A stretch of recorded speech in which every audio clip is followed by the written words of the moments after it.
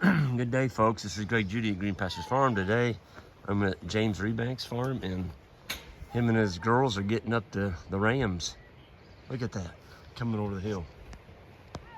She's just standing up there, giving the dogs commands. Man, I mean, them dogs brought them rams down here quick. Look at that.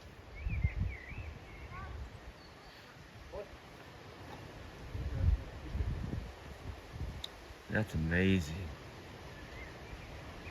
Them dogs are just getting with it. I think there's 3 dogs in there. Look at that. They're all working as a team. Wow. That one got away, and that dog brought it back. Look at that. Wow. There's 2 more coming. Another 2 dogs brought them in. My goodness, look at that.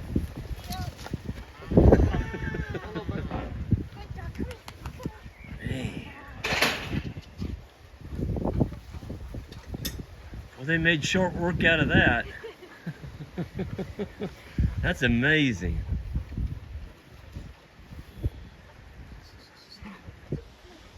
I think they've done that once or twice. Sit up, man. Sit up. Jump in, bear. Go on, girls. Yeah, boys in. Now, if you wanted to catch sheep quickly and do something with them, look at that. So them are Herdwick sheep, Greg. The native sheep of the Lake District. That's not such a good one. We'll keep that out the way. You said they're from the Lake District? Yeah, they reckon they came on boats with the Vikings 1,000 years ago. Everyone thinks the Vikings just robbed and pillaged, but they were apparently farming people. Yep.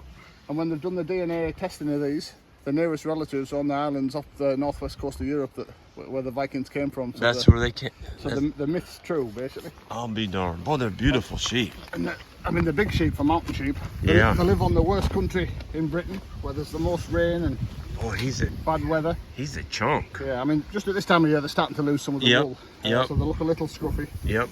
But you're looking for a big, long, in this breed, look for a big, long sheep. Yep. But the golden rule with them is they have to survive on a mountain. Okay. Super good, hard, short teeth. Yeah. Two layers of coat, a hard, wiry end. Yep. Which the rain will run off, and then a waistcoat underneath that keeps them warm. Okay. He's just lost a little bit of fleece, but that doesn't matter. And the breed is Herdwick. Herdwick. Herdwick. And he's really the type we would try and breed. So being a mountain sheep, has to get through the winter eating nothing but what it finds on the mountain, ideally. But also have a very good carcass. Produce a lot of meat and come on. And then the ewe's job is to live on some of the worst land in England. Okay. And bring a lamb off, or 2 lambs off. It was 1 lamb historically. Yep. Now it's often 2. Yep. And well, James, this one has a full curl in his horns. Does that mean he's older, or is that just his genetics? It's just the genetics, and there's a little bit tight. There's actually one in here we have to chop a horn off. That's not something we would want to be doing much of. We would like them a little bit more open, so that they're low maintenance. Yep. When you say tight up against the head. Yeah, we'll get odd ones that grow into the head, which is not something to be proud of. That's something we need to breed out of them genetically. Boy, they are a fine-looking bunch of rams. And then the ones with the dark chocolatey wool are last year's male lambs. Okay, so and they turn more grey as they get older. Yeah, they'll be sheared next week. Well, you were telling me earlier, I saw they had tails on them and they got wool, and I'm like, why'd you leave it? But you say they need the tail to keep warm. Most British mountain sheep leave the tails on just because they're in such harsh conditions, and there's so little good nutrition, there's very little scour, and high up on the mountains there's very few flies because of the wind anyway. Right.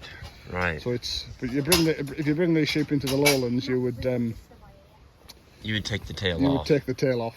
Yeah. Behave, sheep, behave. So we just like you sell your bulls. Do you call them stock bulls? Yes. Yeah. Breeding bulls. Breeding bulls. Yeah. Stud bulls. That's what these are really. They're the best 5% of our male lambs last year. Okay. They tend to be out of our elite female families. And we have a lot of good customers that come back to us year in, year out, just like yours do, and they pay a premium because we You have a premium product. We have a premium product and a top flock, or we hope we have. And interestingly, we've started not everybody here does this, but we started putting our own bloodlines back through the flock more like you would do. Okay, yep. So this ram here is 2 years old. He's a beautiful animal. He's our own breeding, but we put him back through the ewes last year, and it's been a resounding success. We call him Emperor. He's lost a little bit of wool. So What do you call him? Emperor. Emperor. Emperor. Oh, Emperor. Like the Emperor of Rome. And he's out of a great female, and a proven female line of genetics that's low maintenance, breeds good lambs, consistently breeds me top stuff. Yep. And has very few ailments. So. Yep. We're trying to do that now. We sometimes use external blood, but we're suspicious of it. Yep.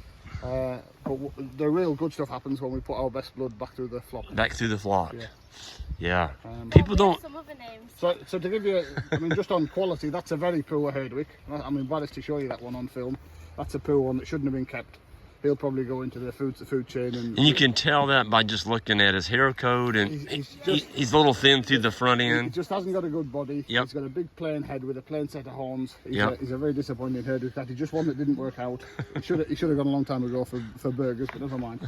And we wouldn't inflict that on anybody else's flock. Yep. So your idea of breeding stock, James, is you're not going to sell something to somebody that you wouldn't put in your flock to start your flock. Absolutely not. I need my buyers to come back. Yep. Year in, year out, decade in, decade out. And if they get a bum ram from you, they're gone. I sell them one rubbish thing. That's my reputation test for that family. So I've got to do everything I can. We have to do everything. The girls are quite heavily involved as well. What do you girls think of this? It's good. It's good. You've got some nice looking sheep, ladies. The young people are interested in farming, are they? I read it in the newspaper. Who would tell us? Come on over here. Come on over here. Come on, Molly, quick, come on. I don't actually want to. Come on. Come on. Selfie and stop with the wind. Get over here. Sit down, Tosh. You're fine. Come on, I'll go to the back and look at these sheep. So what got you when you hear the saying that there's no young people coming back to agriculture, nobody's interested in this? Looks to me like you all are. Yeah. I think it's like a misconception. I think there's a lot of people like interested in wanting to do it. I think it's the opportunity. Like people don't really get the chance as much, I think. Right. Yeah, and I think when you leave school, if you do go into agriculture or you go to like an ag college, I feel like it's almost like looked down on a bit by teachers. Like it is, and they kind of think you're just dropping out for the sake of it. But Yeah. What about your school exam question? in my GCSEs this year, Yep. they had a question about this 100 grams of like a meat burger and 100 grams of a meat-free burger, and in it there was it was like worded. It was worded so that you had to say that because of like the ingredients and what the meat-free burger contained, that it was healthier, and that's the only way you could get the marks. And that's The only way you could get the correct answer was to go that way. yeah, which is just shocking. What did you answer, Mal? So what did you do? Oh, the meat's better, of course. Sacrifice. Sack the marks. But that's going across the whole country. Yeah. And at school, they're telling me that all the young people around here want to farm. They realise it's a good way to live, and they love their families and the communities. Yeah. There's no shortage of young people wanting to farm, is there? No. They just need chances. Yeah, that's fine. That's it. Because less chances kind of thing. Yes. So what Thank you guys. tends to happen in these, Greg, is we'll maybe have 20 in here. Yep. But there's a couple, maybe that lad and that lad will be two of the best. They'll be the biggest and longest and most stylish. Yep. And the other shepherds will start coming in the next few weeks to pick through these, some of the other top flocks. And he looks a little scruffy until we get the wool off him, but he's quite a special sheep, and him as well. Well, you'll keep the very best, won't you, for your own flock? We like doing that. We until now we have what we would say go out once and then back in once. So each generation we might go out to try a ram of somebody else's. Yep. So we bought, where's he at, that big tub? We bought this tub 3 years ago, this ram. Yep. From a top flock. He did have some of our genetics in. Okay. But he's actually proven to be a good outcross to our, get away dog, to our genetics. We call him Godzilla. Godzilla. And that's actually been a success. It's brought some fresh blood in. Okay. And it's added a little bit of power to our sheep that we needed. So sometimes we will go out for genetics just to put something a little bit different in the mix. Yep. But it might well be, because we like him so much, we might keep his best son Okay. to get those genetics through more. Right. I know this isn't quite the way you do it, putting all of the best ones back through, but we've found that works. You know, we sell studs too, but we always go in ahead of time and get the ones that we want out. Because when you bring customers in here, That's right. and you got those good ones, that's when, and they're gonna pick them. Something's good, they're like, oh. Absolutely, absolutely. So we sold 2 yesterday. Well, that's one of the reasons we weren't able to come to the event. And, Okay. Yeah, we have a lot of private customers that come up buy a home. We find, I think you do this the same. A lot of people don't trust the auctions or the sale yards or the They want to buy them from the producer on the farm. From the producer. See the mother, which I always think is a good idea. I would say to anybody watching this that wants to buy good bloodstock, ask to see the mother or the herd. Yes, yes. And see what they are. What are these things producing? You walk out into that sheep flock over there. That's right. Have they got one? Have they got one good one and 100 rubbish? Because that's not a good, consistent genetic. I'm telling you what, James. I've seen some pretty lambs, but you've got some beautiful lambs over there, and just thick. You know, they're thick all the way down. Good looking lambs. Good shape. Yeah. So we So folks, if y'all are looking for a good herd sire, James Rebanks up here by Cumbria. What's the name of this road out here? So it's called Matterdale. Matterdale. And we're just actually through an American company just started exporting Herdwick semen to America. Oh, you did? Yeah, there's people interested in some of the colder, wetter places in America. Okay. In the sheep genetics. So that'd be cool, because I've never seen this breed ever. I've never seen the brown with the white heads like this.